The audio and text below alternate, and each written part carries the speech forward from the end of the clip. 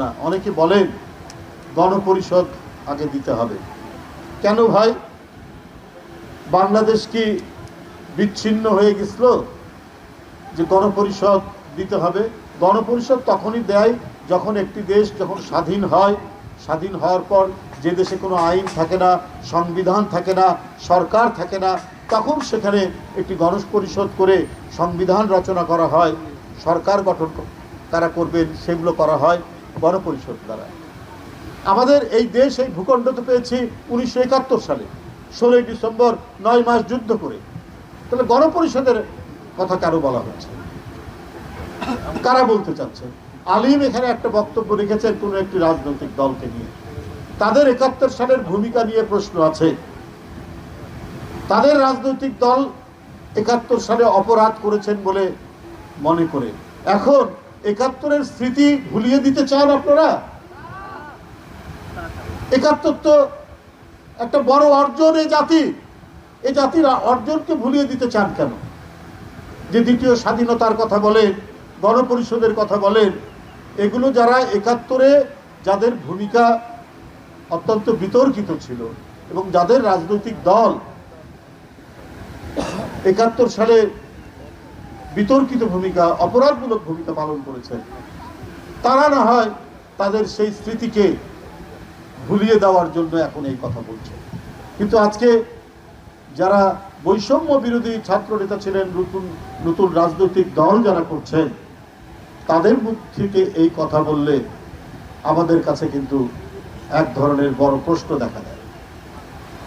আপনারা কার কথায় কান দিয়ে এই সমস্ত কথা বলছেন? এই সমস্ত কথা বলা ঠিক হবে না। সংস্কারের কথা বলে আপনারা লুকোচুরি খেলছেন জনগণের সাথে। একবার বলেন ডিসেম্বর, একবার বলেন মার্চ, একবার বলেন জুন। কেন এই লুকোচুরি খেলা?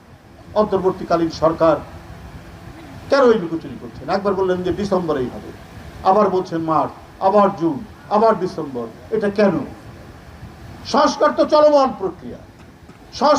সংস্কার তো করবে এর আইনি প্রক্রিয়া, এটা করবে জনগণের দ্বারা নির্বাচিত যে সংসদ, এবং যারা সরকারে আসবে তারা সংস্কারকে আইনীকরণ করবে।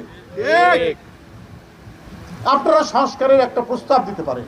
এদিকে 5ই আগস্ট থেকে 5 মাস, আর এদিকে যদি ডিসেম্বরও আমরা ধরি, তাহলে 1 বছর 5 মাসের মধ্যে কি কি সুপারিশ করা যায়, তো সেটা কি করা যায় না? সেটা তো নিশ্চয়ই করা যায়। যাদেরকে র্যাব গুলি করেছে, যাদেরকে পুলিশ গুলি করেছে, যাদেরকে হেলিকপ্টার থেকে গুলি করা হয়েছে, যে রক্তাক্ত জনস্রোত তৈরি করা হয়েছিল, রক্তস্রোত যেটা বইয়ে দিয়েছিল শেখ হাসিনা, তাদের বিচার করতে এত সময় লাগবে কেন? আর ওই বিচারের নাম করে জনগণের অধিকার কেন কেড়ে নিচ্ছেন? জনগণ কেন তার নির্বাচিত মনোনীত তাদের ব্যক্তি প্রতিনিধিকে নির্বাচিত করতে পারবে না? নানা কথা বলছেন যে আন্দোলন কি হয়েছে, কি বলে যে নির্বাচনের জন্য অবশ্যই গণতন্ত্র কেড়ে নিয়েছিল শেখ হাসিনা, ভোটারদেরকে ভোট কেন্দ্রে যেতে দেয়নি, ভোট কেন্দ্রে গরু, বাছুর, কুকুর ঘুরে বেরিয়েছে। এই কারণে এই হারানো অধিকার ফিরে পাওয়ার জন্যই তো আন্দোলন সংগ্রাম, এবং এটা তো গণতন্ত্রের অপরিহার্য অংশ। তো কেন আপনার নির্বাচন দেরি হবে? কেন নির্বাচনকে নিয়ে আপনারা গড়িবসি করবেন? এটা তো করা ঠিক হবে না।